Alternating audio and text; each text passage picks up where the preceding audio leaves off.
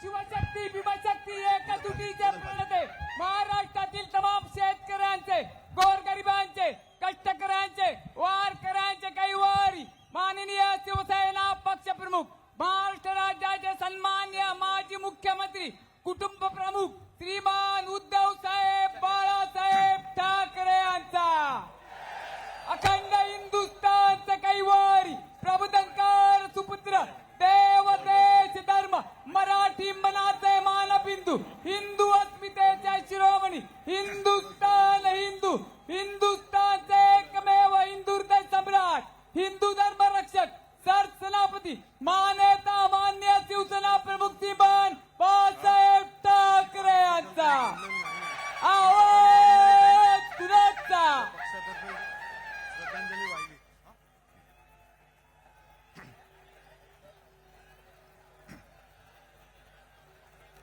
जमलेल्या माझ्या तमाम हिंदू बांधवांनो, भगिनी आणि मातांनो,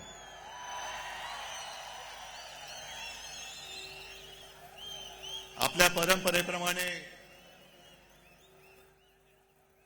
सर्वांना दसऱ्याच्या पहिल्या प्रथम मी शुभेच्छा देतो. विजयादशमीच्या शुभेच्छा. आणि किती वेळा मी बोलायचं की अशी जीवाला जीव देणारी माणसं हेच खरं आयुष्यामधलं सोनं असतं. आणि म्हणूनच अनेक पक्षांचं आपल्या शिवसेना फोडण्याकडे लक्ष आहे. आणि त्यांना असं वाटलं की काही जणांनी त्यांनी पळवलंय, जे पळवलं ते पितळ होतं, सोनं माझ्याकडेच आहे. आता घरून येताना मी आजूबाजूला पाहत होतो,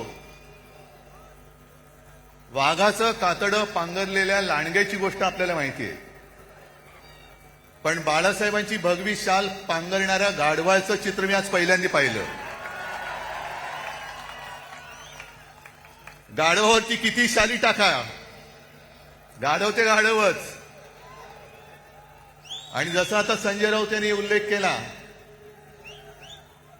अमित शहाचा जोड्याचा भार वाहणारे गाढव जाऊ द्या, त्यांना जोडे लाख लाभोत. जनता पण मारणारे एक दिवस, तो दिवस पण काही लांब नाहीये. आज मुद्दामून ही सभा हा मेळावा अनेक जण सांगत होते की कसा घेणार. म्हटलं जसा नेहमी घेतो तसाच घेणार. आणि आजपर्यंत जेवढा जसा मोठा मेळावा झालाय त्याहीपेक्षा मोठा मेळावा आज होणार. मला माहितीये सगळीकडे चिखल झालेला आहे. याचं कारण कमळाबाई. आता तुम्ही म्हणाल पावसाचा आणि कमळाबाईचा काय संबंध. पण कमळाबाईच्या कारभाराने कमळाबाईंनी स्वतःची कमळं फुलवून घेतलेत, पण जनतेच्या आयुष्याचा चिखल करून टाकलेला आहे. आणि अंबादास, तुम्ही शेतकऱ्यांचा विषय पूर्ण मांडलात. जी हालत शेतकऱ्यांची झाले त्याची थोडीशी चुणूक आपल्याला येईल या पावसात दिसताना आणि चिखलात बसल्यावरती. घरादाराचं संपूर्णपणे चिखल झालेलं आहे त्यांच्या. शेतकऱ्याची शेतजमीन तर वाहून गेलीच, पण घरादारामध्ये सुद्धा चिखल घुसलेला आहे. राहायचं कुठे. शेतकरी जो आपल्याला अन्नधान्य देतो, 2 घास देतो, तो शेतकरी आज विचारतोय की आम्ही खायचं काय. ही अशी परिस्थिती यापूर्वी कधी आलेली नव्हती. हे एवढं मोठं संकट. आजपर्यंत मराठवाडा हा अवर्षणग्रस्त होता, आता तिकडे अतिवृष्टी झालेली आहे. अतिवृष्टी म्हणजे आपत्तीग्रस्त. आणि मी तुम्हाला सगळ्यांना आवाहन करतोय, सर्व शिवसैनिकांना आवाहन करतोय, हे संकट फार मोठं आहे. जसं लिंबाळा गावला भूकंप झाला होता आणि शिवसेनेने एक गाव आपण दत्तक घेतलं होतं. रावते साहेब तुम्ही होतात, खैरे साहेब होते. आपण अर्थात आपल्याकडे सरकार नाहीये, पण जी काय करता येईल ती फुलना फुलाची पाकळी ही मराठवाड्याच्या शेतकऱ्यासाठी आणि उद्ध्वस्त झालेल्या नागरिकांसाठी देऊ. अगदी मोठी बाग जरी नाही तरी काही जणांच्या आयुष्यात एखादं फुल जरी आपण फुलवू शकलो तरी मी म्हणेन आपल्या आयुष्याचं सार्थक झालं. हे करायला पाहिजे. कारण आजचे जे मुख्यमंत्री आहेत, मी काल मुद्दामून प्रेस कॉन्फरन्स घेतली. माणसं कशी बदलतात बघा. आपलं राज्य होतं तेव्हा हेच बोंबलत फिरत होते, ओला दुष्काळ जाहीर करा. आणि आता ते मुख्यमंत्री झाल्यानंतर बोलतायत की ओला दुष्काळी संज्ञाच नाहीये. नसेल, पण जनता संकटात आहे. खड्ड्यात घाला तुमच्या संज्ञा, पण त्यांना पहिले मदत द्या. मी कालही बोललोय, आधीही बोललोय, आजही परत बोलतोय की सगळे निकष बाजूला ठेवा आणि ज्यांचं ज्यांचं नुकसान झाले त्या शेतकऱ्यांना हेक्टरी 50,000 रुपये मदत ही केलीच पाहिजे. ज्याप्रमाणे आपलं सरकार होतं तेव्हा मी कोणीही न मागता, कोणताही निकष न लावता शेतकऱ्यांची कर्जमुक्ती केली होती. काय निकष होते तेव्हा, पण माझं कर्तव्य म्हणून मी ते केलं होतं. आणि निवडणुकीच्या तोंडावरती नाही, तर एकमेव माझं अधिवेशन जे झालं होतं मुख्यमंत्री म्हणून नागपूरला, त्या पहिल्या नागपूरच्या अधिवेशनात मी कर्जमुक्ती जाहीर केली आणि कालबद्ध स्वरूपात ती पूर्ण करून दाखवली होती.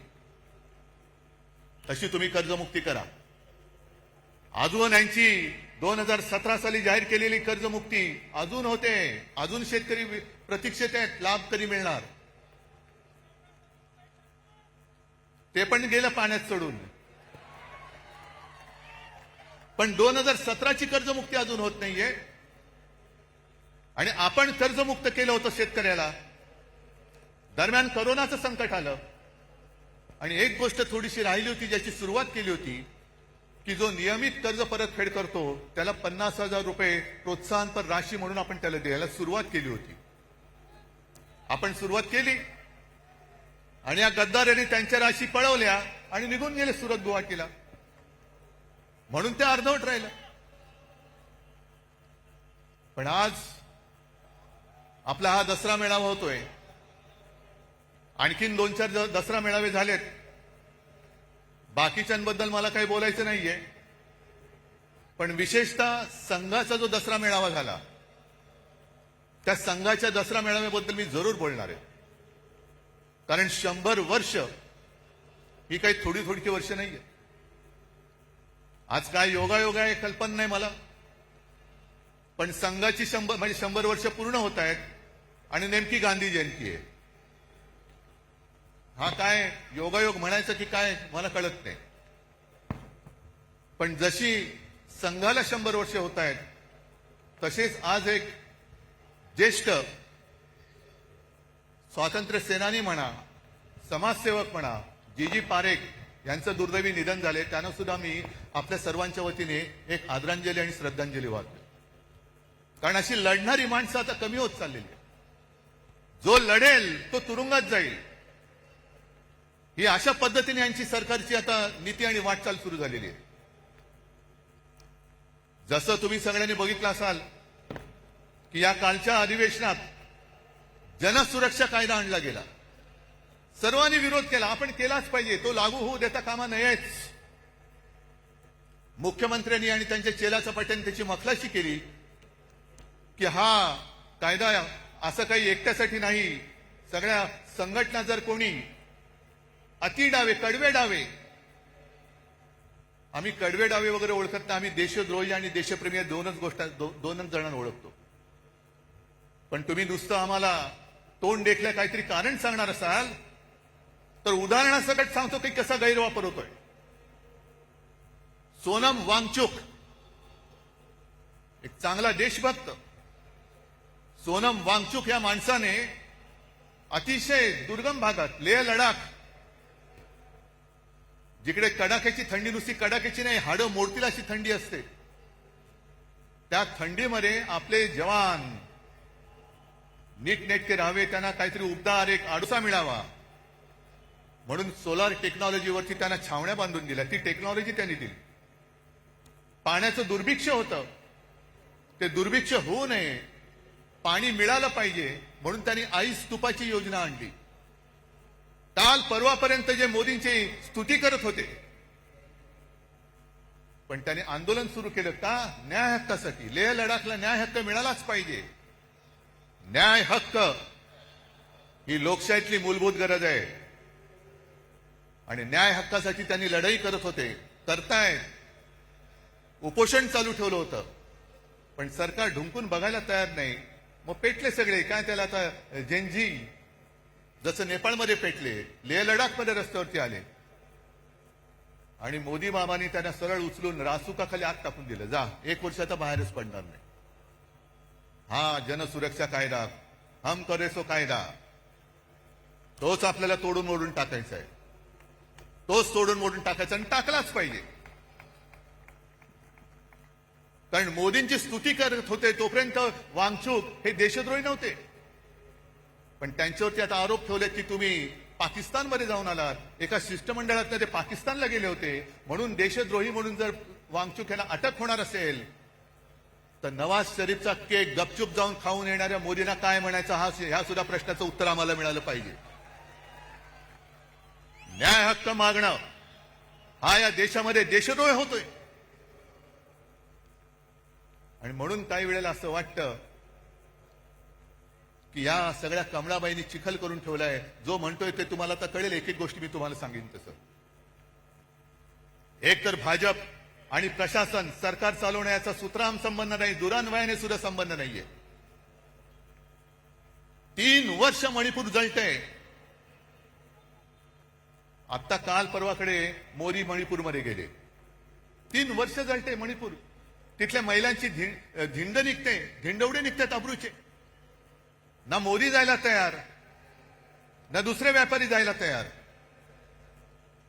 पण एवढं करून मोदी गेले. आम्हाला असं वाटलं की मोदी काहीतरी तोडगा काढतील, ज्यांच्यावरती अत्याचार झाले त्यांना काहीतरी सांत्वन करतील.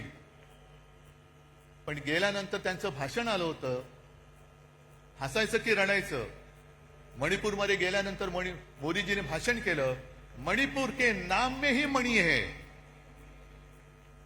ते तिकडे जाऊन कशाला बघायला पाहिजे, आम्हाला इथेही कळतं, म्हणून मराठी सक्तीची पाहिजे. मणिपूरमध्ये जाऊन तुम्हाला मणिपूरमधला मणी दिसला, पण मणिपूरच्या जनतेच्या डोळ्यातलं पाणी नाही दिसलं. तिथली जनता रडते, तिथली जनता आक्रोश करते. पण आमचे पंतप्रधान तिकडे जाऊन मणिपूर के नाम में ही मणी आहे. कशाला जाता मग तिकडे? ही जी यांची सगळी जी वृत्ती आहे, मला असं वाटतं काही वेळेला विचार केल्यानंतर की भाजप म्हणजे आता अमिबा झालेला आहे. अमिबा म्हणजे तो एक पेशीय प्राणी असतो, काय जीव असतो, तो सगळ्यांना शाळेमध्ये होता. अमिबा वाटेल तसा वेडा वाकडा कसाही पसरतो, जिकडे लागेल तिकडे युती करतो. झालं काम की इकडचा हात काढला तिकडे हात करतो, तिकडचा. पण एक पेशी मीच शरीरात गेलं तर पोट बिघडतं. तसे समाजात घुसले तर शांती नाहीशी होते. म्हणून मी त्यांना अमिबा म्हणतोय, म्हणून अभिमा म्हणतोय. आणि आमचे जे मुख्यमंत्री आहेत, हे मुख्यमंत्री आम्हाला शिकवत आहेत. म्हणून मी बातमी घेऊन आलोय. इंडिया टुडेने सर्व्हे केलाय, तुमच्यापर्यंत आलाय. इंडिया टुडेने एक सर्व्हे केला की most popular CM across India. आता गेल्या 2-3 महिन्यातला सर्व्हे आहे, म्हणून मी त्याचं कागदच घेऊन आलेलो आहे. आपल्या वेळेला पहिल्या 5 मध्ये महाराष्ट्राचा मुख्यमंत्री येत होता. माझं कर्तृत्व नव्हतं, हे तुमचं सहाय्य होतं. महाराष्ट्राच्या जनतेचं कौतुक होतं, ते माझं नव्हतं. पण आज जो हा सर्व्हे झालेला आहे, आलेला आहे, त्याच्यामध्ये सगळ्यात पॉप्युलर उत्तर प्रदेशचे मुख्यमंत्री योगी, नंबर 1, 2 ममता, 3 चंद्रबाबू, 4 नितीश कुमार, त्याच्यानंतर स्टॅलिन, नंतर काय ते पिनारवी विजयन, मग रेवंत रेड्डी, मोहन यादव, हेमंता विश्वकर्मा शर्मा आणि 10व्या ह्याच्यावरती आमचे मुख्यमंत्री देवेंद्र फडणवीस. नशीब 10वे नाही तर फडणवीस म्हणून 20वे आले असते. अहो येणार कसे? सगळी बजवतपुरी करून ठेवलेली आहे. काय केलं काय तुम्ही आजपर्यंत? आज सुद्धा बातमी आली की कुठल्या एका अधिकाऱ्याच्या ऑफिसमध्ये धाड टाकली, अधिकाऱ्याला पकडला रंगेहात. वसई विरारच्या महापालिकेच्या आयुक्तांना पकडलं होतं. अधिकारी पकडले जात आहेत, पण मंत्री राजरोस बॅगा उघड्या टाकून खोलीमध्ये बिनधास्त बसलेले आहेत. त्यांना हात लावायची हिंमत होत नाहीये. मंत्र्यांच्या नावाने दारूचे परवाने दिले जात आहेत, आईच्या नावाने पत्नीच्या नावाने डान्स बार काढले जात आहेत,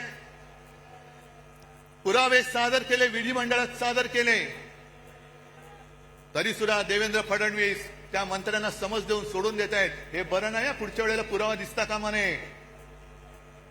हे तुमचं राज्य, हा तुमचा कारभार.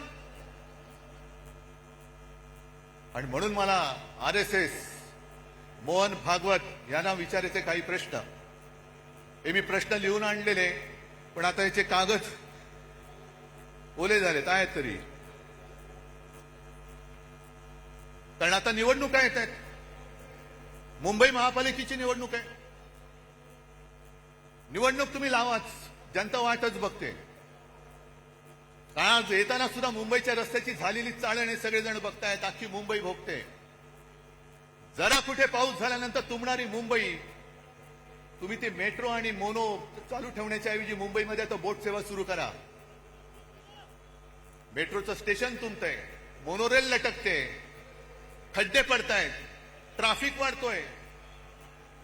आणि हे आपले महापालिकेत भाजपचा महापौर झालाच पाहिजे म्हणून बोंबलून हे पुन्हा दिल्लीला जातात अमित शहा. आणि मग जसजशा निवडणुका जवळ येत आहेत तसतसे आता भाजपवाले यांना दुसरा उद्योग नाही, हे पुन्हा हिंदू मुस्लिम करायला लागलेले आहेत. असतील इकडे सुद्धा मुसलमान आले असतील, येऊ द्यात. कारण शिवसेना प्रमुखांनी सांगितलेलं आहे, या देशामध्ये धर्म कोणाचाही कोणताही असू शकतो. आम्ही हिंदू आहोत, कोणी मुसलमान आहेत, कोणी ख्रिश्चन आहेत. धर्म कोणाचा कोणताही असला तरी राष्ट्र धर्म हा एकच असला पाहिजे, तो म्हणजे आपला हिंदुस्थान.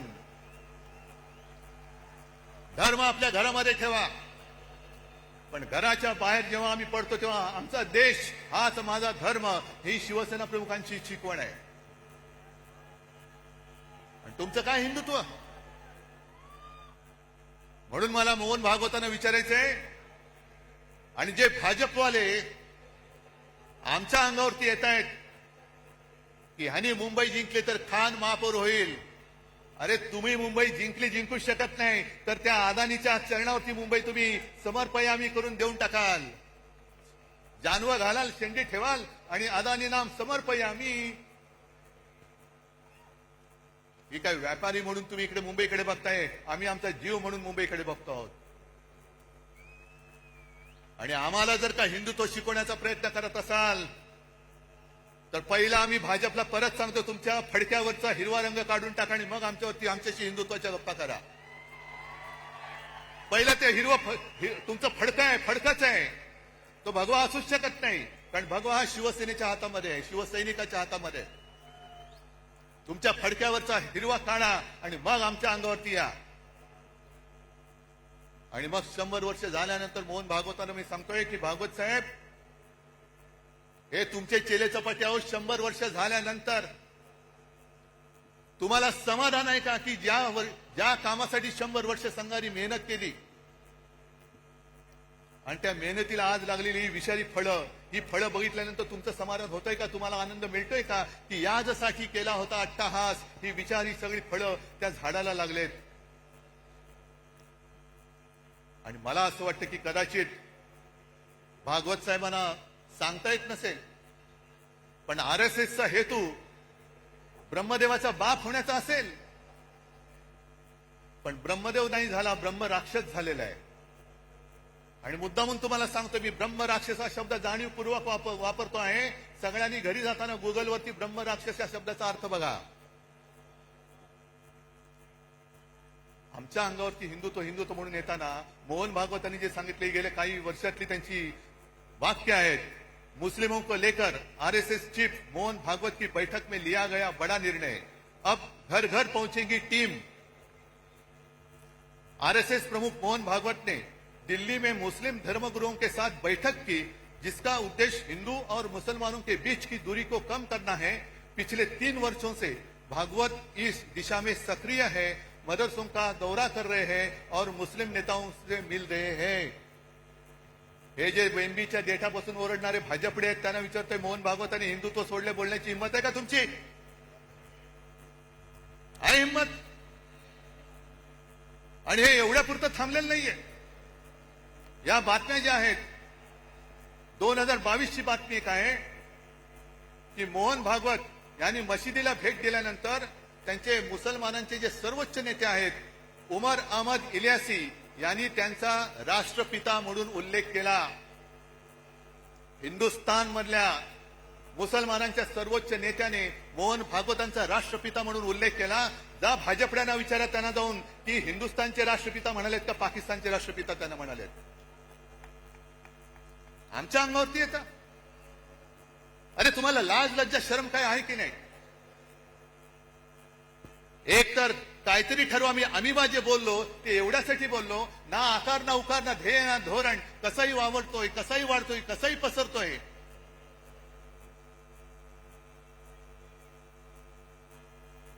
आणि जरा थांबा, मला बोलू द्या नाही तर इकडून भाषण करा. हे एवढ्यापुरतं थांबत नाहीये. मोहन भागवत बोललेले आहेत की या देशामध्ये राहतो तो प्रत्येक जण हिंदू आहे.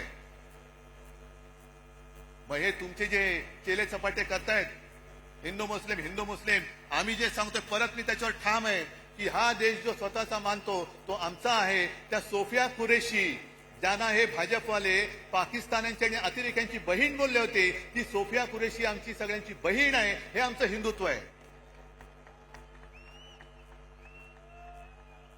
पण काहीतरी एक दिशा ठरवा, काहीतरी एक कुठे जायचं ते ठरवा. कारण एका बाजूला तुम्ही सोफिया कुरेशीला पाकिस्तानांची बहीण म्हणताय, अतिरेक्यांची बहीण म्हणताय. दुसऱ्या बाजूला बिल्किश बानोवरती अत्याचार करणाऱ्यांची तुम्ही स्वागत करून मिरवणूक काढताय. आणि त्याच वेळेला मोदी सांगतायत की मुस्लिम महिलांकडनं रक्षाबंधन करून घ्या. एका बाजूला बटेंगे तो कटेंगे म्हणायचं आणि दुसऱ्या बाजूला मोदी सांगतात की लहानपणी त्यांच्या आजूबाजूला मुस्लिम लोकांची सगळी वस्ती होती, त्यांच्या घरी ईदच्या वेळेला जेवण सुद्धा मुस्लिम घरातून यायचं. काय नेमकं तुम्ही देशप्रेमी तरी आहात का? नक्की तुम्ही हिंदू तरी आहात का? जा स्वतःच तपासून घ्या. हिंदू म्हणून काय असतं ते आहे की नाही नीट बघून या. आणि देशप्रेम तुम्ही आम्हाला शिकवताय. काल परवाकडे झालेली जी क्रिकेट मॅच एशिया कप, तो जिंकल्यानंतर जो माणूस क्रिकेटची तुलना युद्धाबरोबर करतो तो माणूस बेशरम आहे. क्रिकेट आणि पाकिस्तान बरोबर कशाला थोतांड केली तुम्ही? ऑपरेशन सिंधूर तुम्हीच आम्हाला सांगितलं ना की पेहलगाम मध्ये धर्म बघून, धर्म विचारून गोळ्या घातल्या. हिंदू आहे घाल गोळी, हिंदू आहे घाल गोळी. एक तर तुमचं सरकार तिकडे 10 वर्ष बसले, तुमच्या देशामध्ये हिंदू सुरक्षित नाहीये. या देशामध्ये हिंदू धर्म विचारून गोळ्या घालणाऱ्या अतिरेक्यांच्या देशाबरोबर तुम्ही क्रिकेट खेळता. म्हणजे बाप देशप्रेमाचं नाटक करतो, ढोंग करतो आणि पोरगा क्रिकेट खेळतो. ही तुमची घराणेशाही. एका बाजूला तुमची नाचलेली कुजलेली सडकी ढोंगी घराणेशाही आणि दुसऱ्या बाजूला आमच्या ठाकरेंची घराण्याची परंपरा, ठाकरेंची घराणेशाही, ज्याचा मला अभिमान आहे. कशाला घराणेशाही बद्दल बोलता? आणि म्हणूनच तुम्ही किती जरी प्रयत्न केले तरी ही तुफान गर्दी, पाऊस पडतोय. आम्ही खुर्च्या बुडाखाली घेऊन बसणारी माणसं नाहीयेत. इकडे तर बघा, खुर्ची असली काय नसली काय, खुर्ची आम्ही घेतो डोक्यावरती.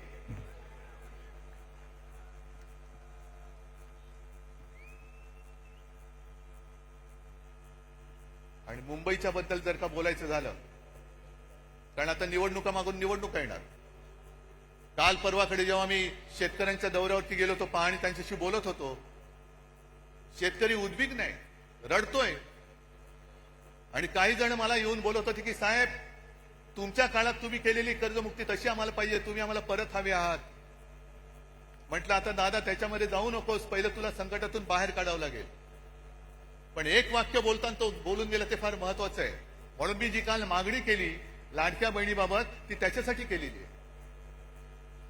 निवडणूक आल्यानंतर महिलांच्या अकाउंटमध्ये 1,500 रुपये टाकले गेले.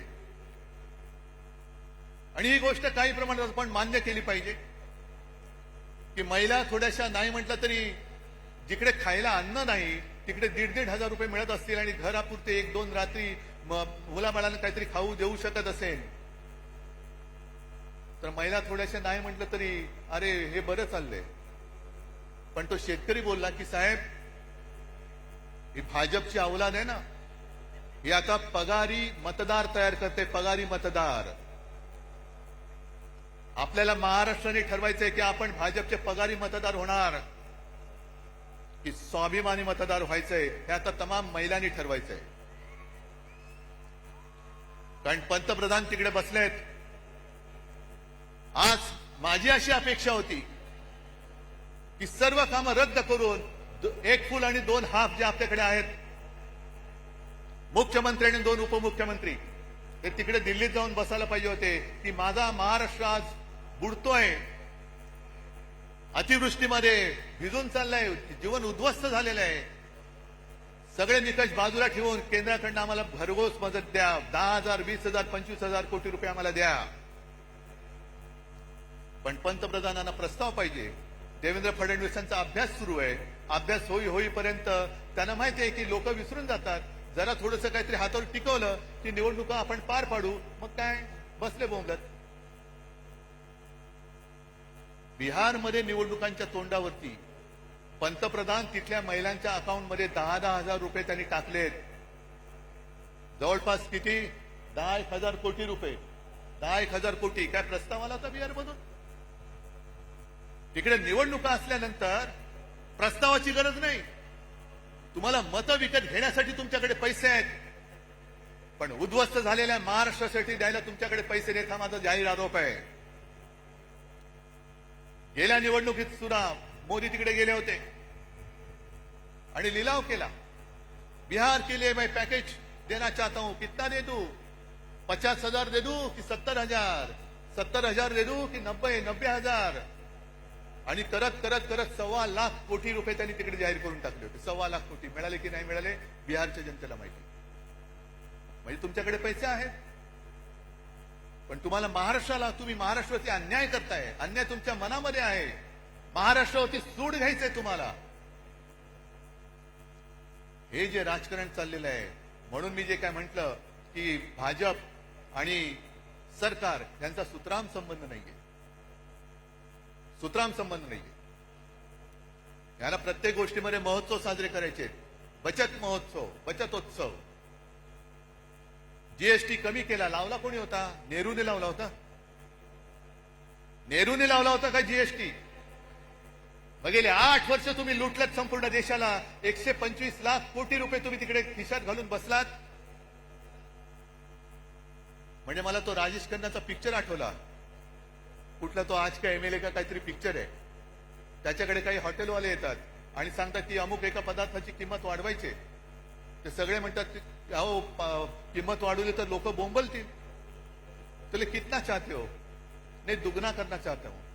नहीं ठीक है आप तिगना कर दो, तिप्पट करा. सगळे आजूबाजू सांगतात हो तिप्पट काय लोक रस्त्यावरती उतरतील. हा म्हणतो राजेश खन्ना मुख्यमंत्री असतो सांगू उतरने दो. लोग रस्ते पे उतरेंगे, आंदोलन करेंगे, तोडफोड होईल. मग लोक माझ्याकडे येतील. मग मी हॉटेलवाल्यांना बोलवीन आणि त्यांना सांगेन तिप्पट नाही तुम्ही दुप्पट करा. त्यांचंही काम झालं आणि आपलंही काम झालं. या पद्धतीने तुम्ही सरकार चालवताय. आणि मुंबई महापालिकेची निवडणूक जी मी बोलत होतो ती होऊनच द्या.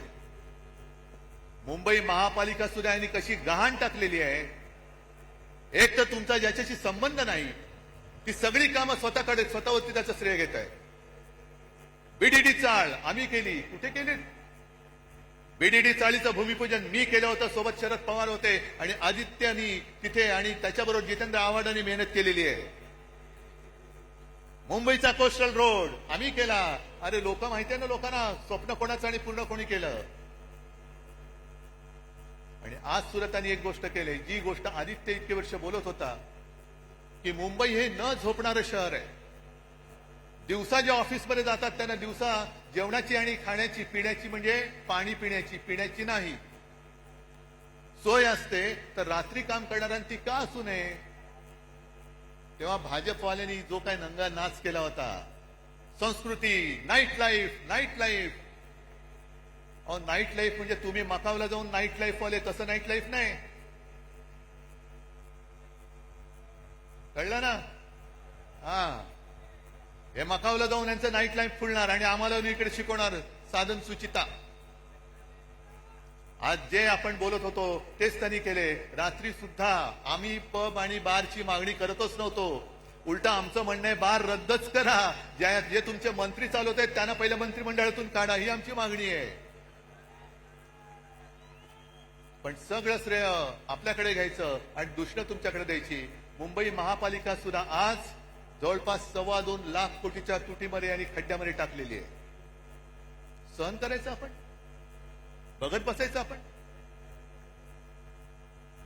आणि निवडणूक घेऊ शकतील असं मला वाटत नाही, कारण लोकप्रतिनिधी ज्या दिवशी सभागृहात जातील त्या दिवशी यांनी 3 वर्षात खाल्लेली सगळी मुंबईची तिजोरी ही जनतेसमोर येईल.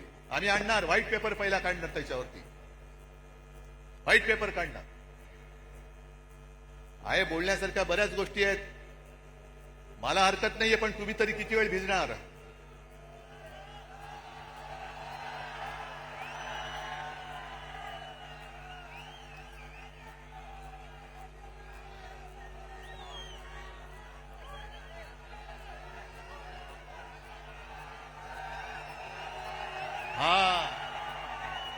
हा सैनिक, हा शिवसैनिक, हा खरा शिवसैनिक. नाही राहू द्या, तुम्ही कितीही जल्लोषात असला तरी मला थोडं भान ठेवून बोलायला पाहिजे. मग काही जणांची अपेक्षा आहे की उद्धव ठाकरे पुढचा कार्यक्रम काय देणार. आणि आत्ता कोण बोललं रे, उद्धव ठाकरे आणि राज ठाकरे एकत्र येणार का? अरे मग 5 जुलैला काय केलं होतं आम्ही?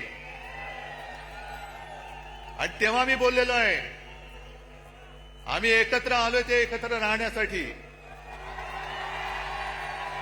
जिथे माझ्या मातृभाषेचा घात होत असेल तिथे मी मराठी माणसामध्ये फूट पडू देणार नाही. आणि मराठीवरती हिंदीची सक्ती मी आज जाहीरपणाने परत सांगतोय. आमचा हिंदीला विरोध नाही, पण आमच्यावरती सक्ती करायची नाही, हे सुद्धा तेवढंच महत्वाचं आहे. जी भाषावर प्रांतरचना झाली त्या प्रांतरचनेप्रमाणे प्रत्येक भाषेला एक प्रांत मिळाला.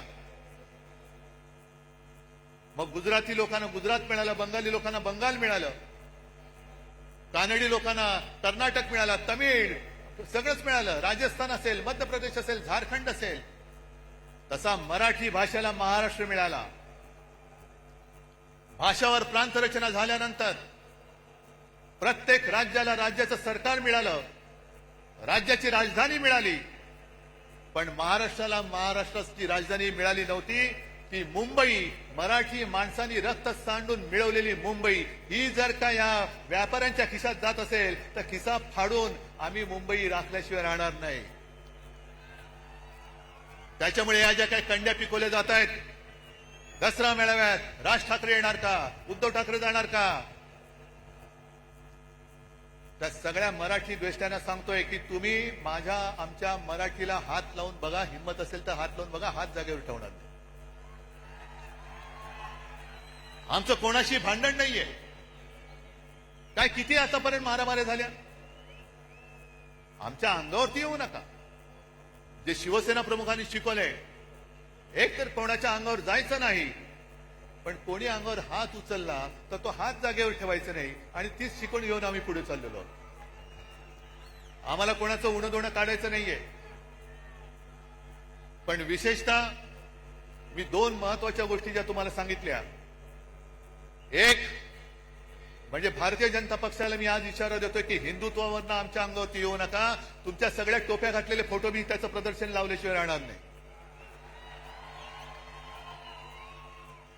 एक काहीतरी मोदीजींना विचारा, मोहन भागवतजींना विचारा की हे तुम्ही करताय हे या दिशेने जायचे काय थोतांड आहे.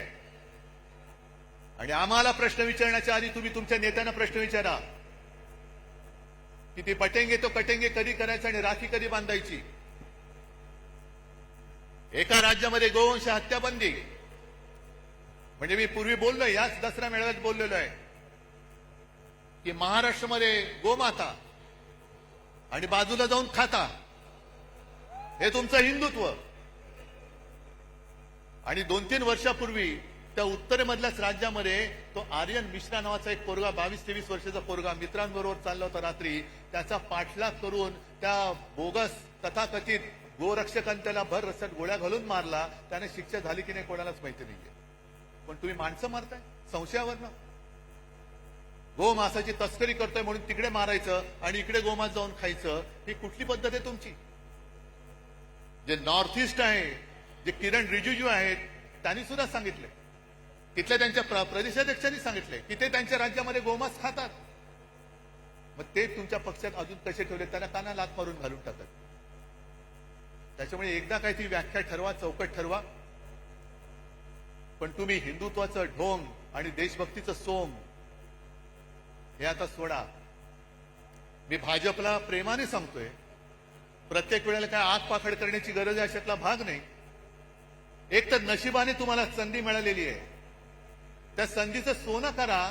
हा आता सगळा चिखल केला ना, तो चिखल करू नका. कारण ही संधी फार मोठी आहे, ही कोणाला मिळत नाही अशी संधी. आणि त्यावेळेला म्हणजे जनता पार्टीच्या वेळेला शिवसेना प्रमुखांनी काढलेले कार्टून मला आठवते. कारण इंदिरा गांधींनी आणीबाणी लादली होती, अनेक जण तुरुंगात गेले होते. काही जणांनी तुरुंगात जाऊन इंदिरा गांधींनी पत्र सुद्धा लिहिली होती की आता आम्ही तसं करणार नाही, आमची पूर्ण संघटना की तुम्ही म्हणाल तसं आम्ही देशसेवेला वाहून टाकू. हे कोण म्हणाले? जर का सिनियर लोकांना विचारलं, ते पुस्तक आहे माझ्याकडे, ते पत्र पण आहे माझ्याकडे. आणि त्याच्यानंतरच्या निवडणुकीमध्ये देशाने इंदिराजींचा पराभव केला होता. आम्हाला हुकुमशाही नकोय, लोकशाही पाहिजे, जनता पक्ष पाहिजे. मग जयप्रकाश नारायण यांनी पुढाकार घेऊन सगळ्यांना एकत्र केलं होतं. मोरारजी देसाई गुजरातमध्येच जन्मलेले, त्यांना पंतप्रधान केलं आणि 2.5 वर्षात सरकार कोसळलं.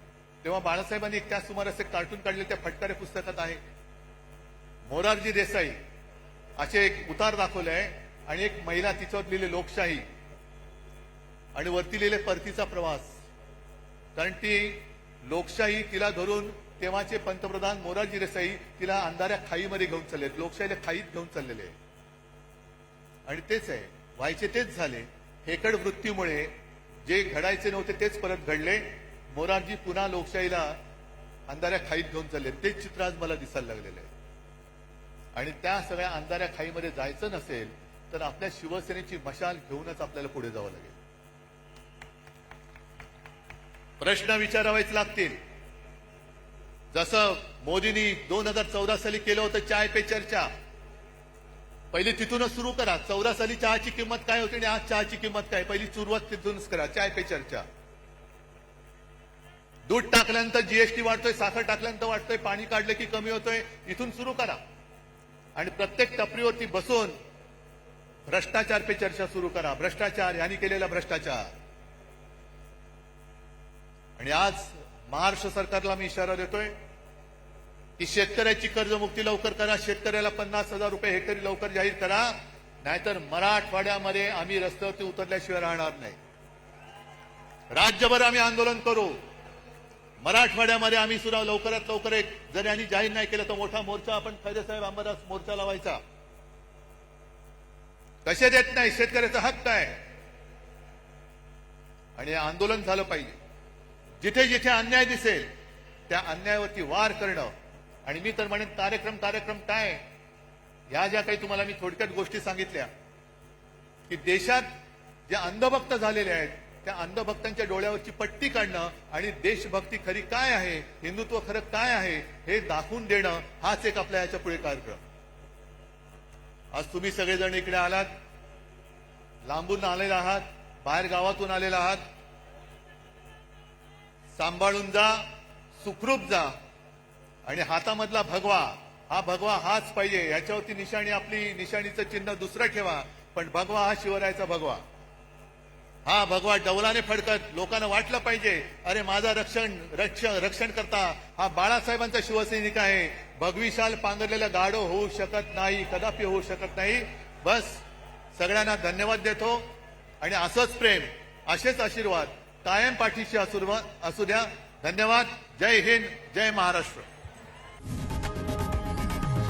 लोकशाही मराठी ऐका, पहा, जागरूक रहा.